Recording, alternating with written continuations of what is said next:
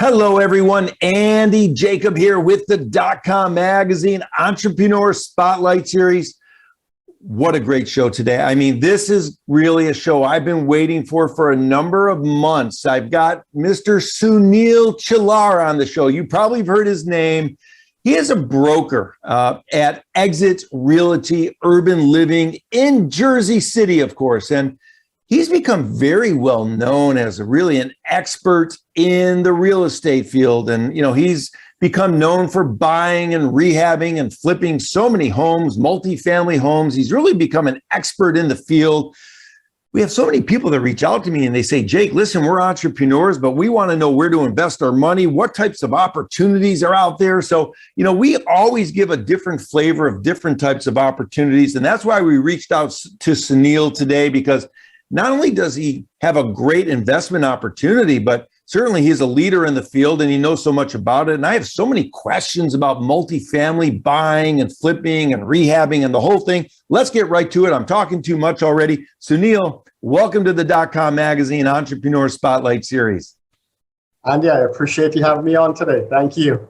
Yeah, it's great to have you. I mean, what you've done at the company is really incredible. But let's pull the lens back to 30,000 feet as we always do, and tell us about Exit Realty Urban Living and what you're doing with the buying, the rehabbing, and the flipping. Okay, awesome. Let's get into it. I'm the broker here with Exit Realty Urban Living. We do a lot of residential sales here. One of the things that I've been doing for the last 21 years, however, is I've been buying, rehabbing, and flipping. So that's been my core business. With Exit, what I do is I show our associates themselves how to invest rather than just be a broker or a realtor, rather make a commission. Hey, why not put the lion's share of money in your pocket? Let's teach you how to invest. Let's teach you how to rehab a property. So I've done so with a number of agents of mine. One of the things, though, that I've been doing is on the multifamily side is syndicating. Everything that I do is obviously SEC compliant. I do have a SEC attorney working with me right now. So we buy basically big properties, 100, 200 unit properties throughout the country. And everything that we buy, there must be a value add component. So we basically love stuff where it's mismanaged, where income is low, expenses are high.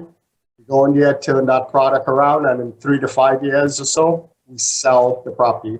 Now, with that being said, one of the things that we do, and we make it a point to do, is the resident of that home, we give them a better place to live in. We want to make sure that, when they come home, that they're happy to call this their home. So a lot of times what we do, remove all the carpets, replace the floors, replace the hardware, wherever we need to replace appliances, we do that as well. The overall structure of the property, we increase the value. So, we either paint the place, resurface the grounds, add dog parks, just make it a fun, friendly place to live in. Sometimes we may need to fence the property for safety issues. But again, we want to make sure that our clientele, our tenants, number one, are happy. Number two, our investors. We need to also make sure that these guys are happy. So what do we do with them? Obviously, like I said, whatever we buy, there's a value add. So from the get-go, it's generating income. So through time, through increasing the NOI of the property, our investors make more and more money. And obviously the end goal is to sell the property, like I said. And that's where we cash out. Our investors get their returns that we promised them. And we deliver and we rinse and repeat. Yeah, I love it so much. You've become a real expert at this. So many people do so well with you. And you're looking at 1 to 200 units, maybe even more, large properties that have this value add that you can bring to this mismanaged property. You turn it around. Your focus is on the people that are renting those properties to make sure that they have a much better experience from sort of the new owner of the property, if you want. I love that so much.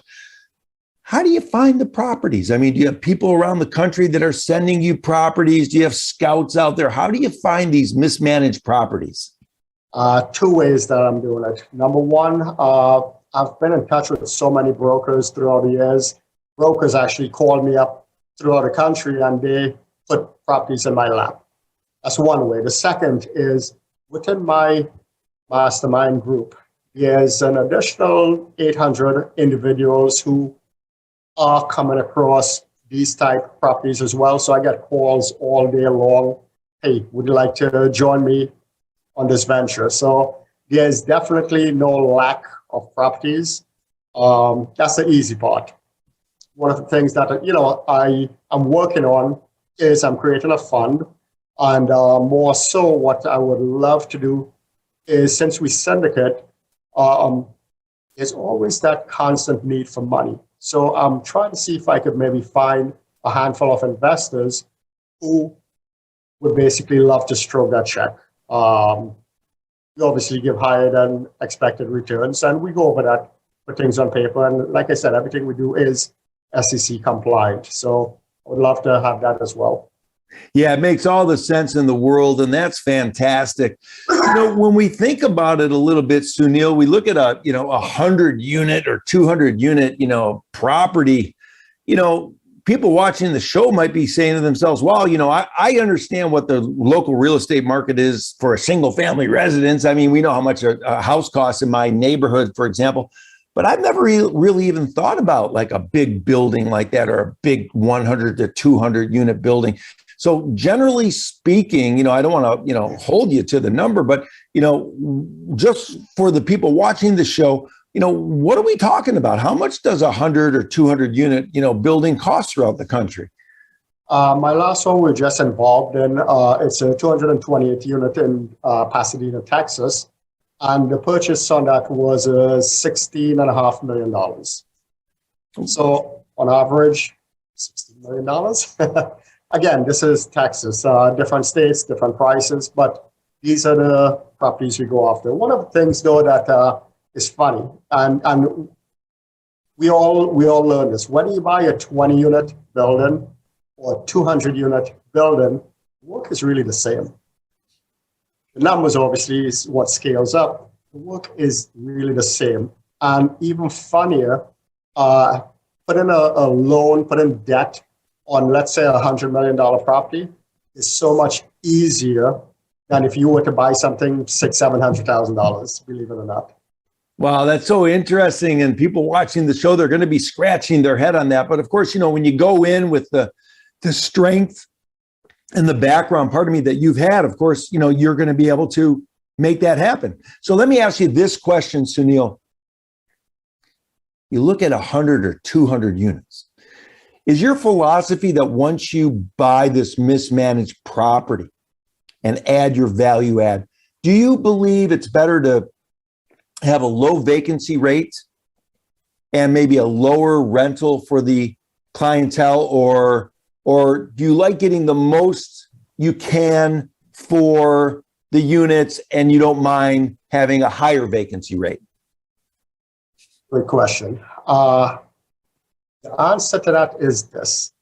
Wherever we buy properties, we buy basically Class B or Class C properties. Likewise, the neighborhood, Class B or Class C properties. To add to that, wherever we buy property, we make sure that there are multiple industry surrounding this property. Because our goal, number one, is to keep this property filled.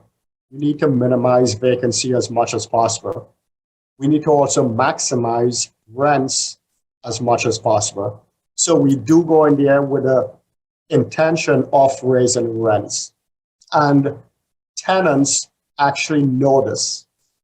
So when a property is being rehabbed, when that value add is taking place, the tenants are much aware that their rents are going up. People would rather pay $50, $100 more, number one, to live in a better place or have a landlord who's taking care of any issues. They'd rather spend that money where their safety is concerned.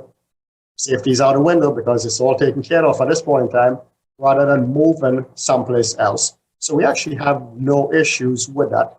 Through COVID, we all have heard horror stories, more so on the smaller, single unit space where people haven't paid rent in over a year or so. When it comes to the multifamily space, it's been about maybe 5% of the population that did not pay, which is really, in the big scheme of things, that's a very small number. And through government initiatives and different programs, we recaptured all those rents. So yes, it was a little bit scary because no one knew what to expect, as we all know. But we all have been through it. We all know what to do, and a much better environment. With multifamilies, you don't fall in love with the property. You fall in love with the dollars. You fall in love with making sure that you could make the money, and you're protecting your investors as well as your tenants. You're giving them a better place to live. Yeah, I love it. It's really great. And of course, you have this passion about teaching. I mean, you love teaching what you know. You're a mentor. I mean, you have people that work with you in Jersey City that, broke other brokers or other salespeople, that you teach sort of your process. You teach your system to, in other words, because you want to see them become successful. Where did this come from? Where did this idea, Sunil, come from, that you love teaching and sharing your sort of background and experience and ideas with others come from?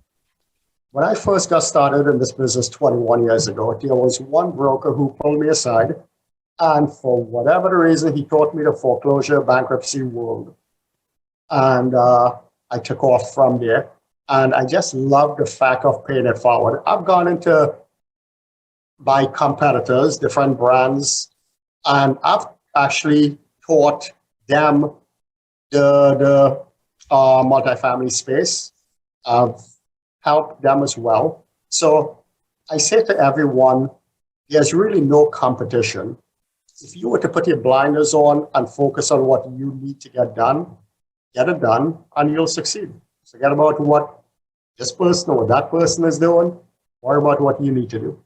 Yeah, I love it. Now, Sunil, throughout your career, you've worked with groups of investors and acquiring thousands of units throughout the year. So is there one part of the country, when you think about it, where you say to yourself, wow, I can really see that part of the country really becoming a great spot or a better spot than other parts of the country, maybe to buy, rehab, and flip some multifamily units right now?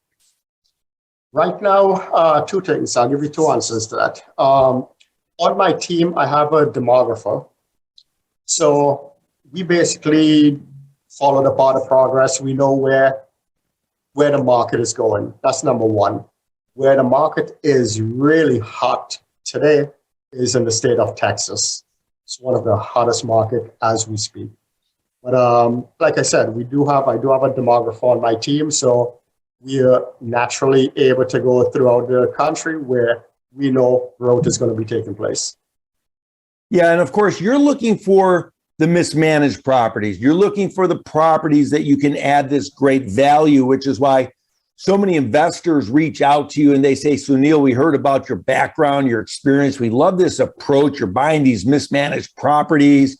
You add a lot of value. You care about the people inside those properties. And then, you hold it and you manage it properly, you rehab it up. And then in 3 to 5 years, sort of, the magic happens at the end of the process, which is why, of course, you're creating this fund right now, because I would imagine with this great network of people you have throughout the country, like you mentioned, finding these properties is not really the most difficult part of your journey. What's the thing that's going to take you from the thousands and thousands of units that you've already acquired to the hundreds of thousands of units that you're going to acquire in the future?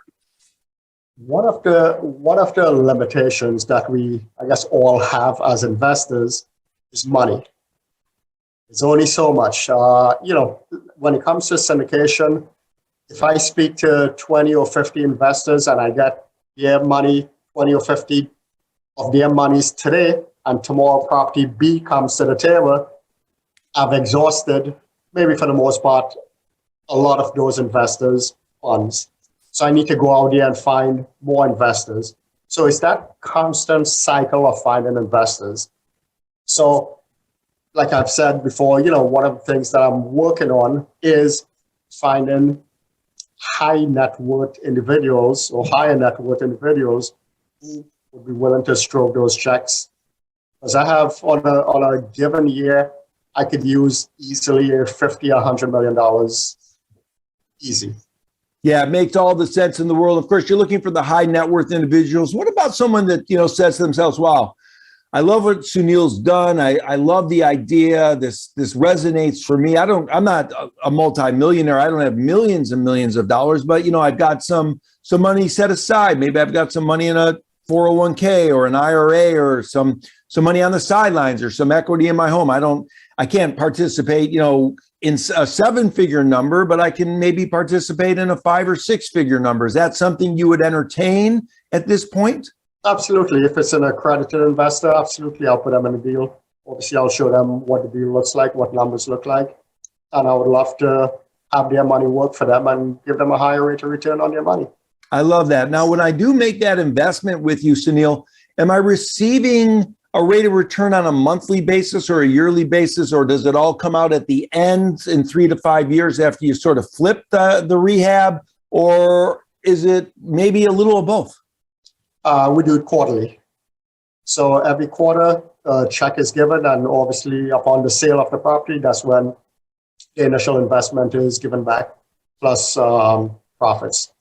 One of the things, though, that I'd like to mention, since you brought up, if someone has money in an IRA account, the best way to go about that is opening a self-directed IRA and transferring money from your self-directed IRA into our account, because when it goes back into your account, it is not taxed. Yeah, and of course, Sunil, we also always recommend, I'm sure you're recommending for anybody to also talk to their financial advisor, as you're not Absolutely. really a financial advisor giving out financial advice, other than the fact that talk to your advisor and talk about this potential, situation that Sunil's talking about. Now, let's talk about this a little bit, because, when we think about real estate and we think about these multi-family units that, go up to thousands of units sometimes throughout the country, when we think about this mismanaged property idea that you mentioned, I think our viewers are going to be very curious about, why are they mismanaged? What's the thing that's making them one of these mismanaged sort of properties that you can sort of swoop in and sort of, I guess, take advantage of to a certain degree? A couple of things. One, a lot of investors did not buy right, and the profits are always made on the purchase of a property. That's where profits are made, number one. Secondly, a lot of these properties are owned by mom and pop individuals who self-manage these properties. As time goes on, we all get older, they get tired, and don't raise rents, because maybe it's just meeting the threshold of, my bills are getting paid, I'm getting by, but that's not the way to run one of these assets. So that's where we tend to find a lot of these type of properties being mismanaged. People just get tired over time. Yeah, it makes all the sense in the world. It really does. Now, I want to take a little bit of time with you today, Sunil, and talk about sort of leadership and entrepreneurship. I mean, you've had a fascinating journey. You've been in this business for, over 20 years. Somebody early on sort of got you a spark, and then you took the spark and you turned it into a flame, and then you took it and kind of turned it into a flamethrower. I mean, you're really doing it right. So how important is it for younger entrepreneurs watching the show, Sunil, to find a mentor, in your opinion? How important is that? How important is it to surround yourself with, people that have different ideas and maybe have different ways to look at the world than you do? I think it's very important finding a mentor, especially if you're just starting out.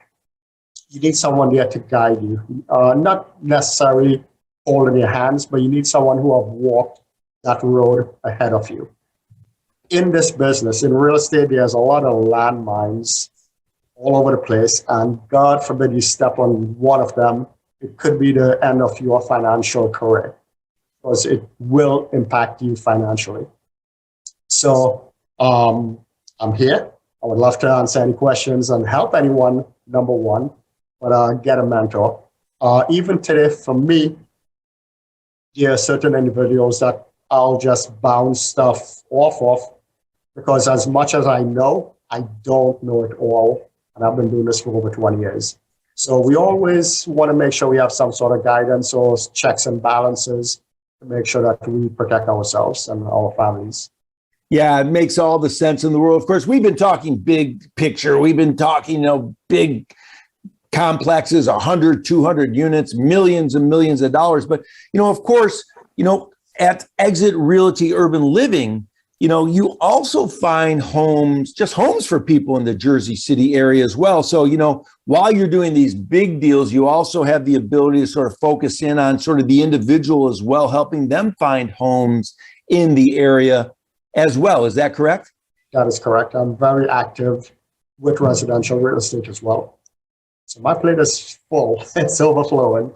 I love it. Overflowing. And, listen, that's great. And of course, that's a remarkable story. So one thing that caught our attention, and we love this so much, and congratulations, Sunil, is you kind of believe at your company in paying it forward. And in other words, you've got this community outreach program. You love to pay things forward. You love to give back. Let's talk a little bit about that. Where did that come from? Did you learn that as a young man growing up? Where did that idea that you love to pay it forward so much come from? I think in my life right now, I've done tremendously well. From an early age, I love helping people, and I love the fact of paying it forward. One of the things with this company, which is really a great company to work for, Exit Realty, every owner that I've met, from management all the way down to realtors, just are so family friendly. They're just there to bend backwards to help anyone. And I love that as a company itself. And personally, with my initiatives, I'm looking to obviously go places and take this company with me. Yeah, there's no doubt about it. You're going and you're leading, and you're taking a lot of people along with you in a wonderful sort of rocket ship, to all these different areas throughout the country where you're going to buy, multifamily units to rehab them and flip them and really take advantage of your expertise in turning these multifamily units around. It's really awesome. I know you've only cut out a certain amount of time. Like you said, your plate is overflowing. I mean, you do the residential, you do the multifamily, you're creating a fund. You've got investors already that are, you're dealing with. You've got people all over the country calling you all day long saying, hey, we found another one. And, it's remarkable. But I want to talk about entrepreneurship before I let you go today, because, we do have younger entrepreneurs watching the show. Maybe they're earlier in their journey.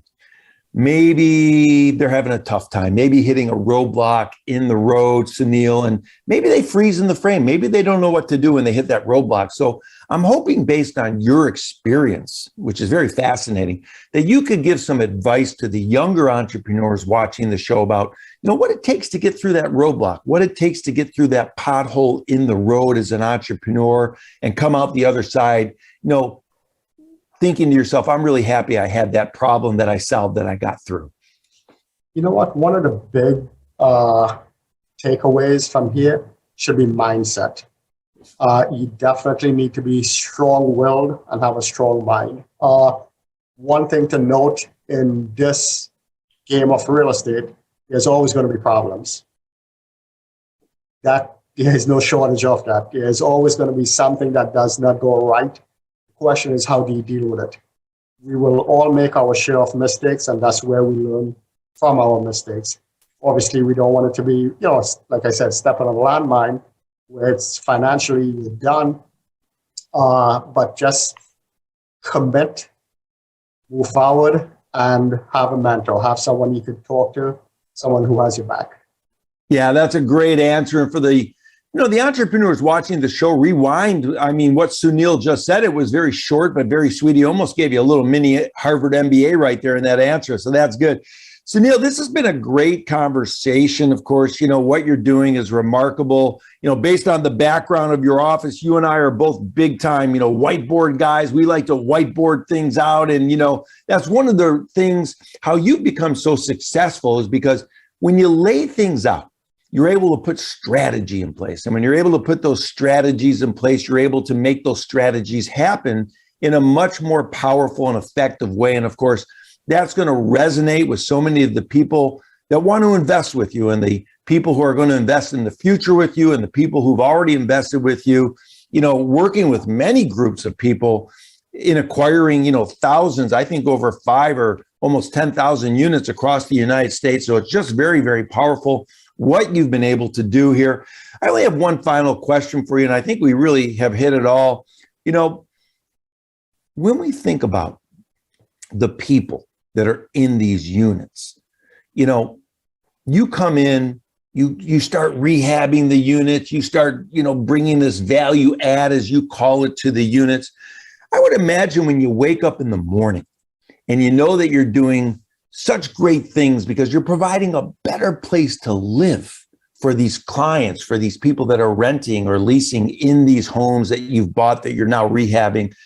What does that feel like? I mean, knowing that you're probably making a better family environment or a home environment for the people in these multifamily units. It's just a great feel. It's a great feel, not expecting someone to say thank you.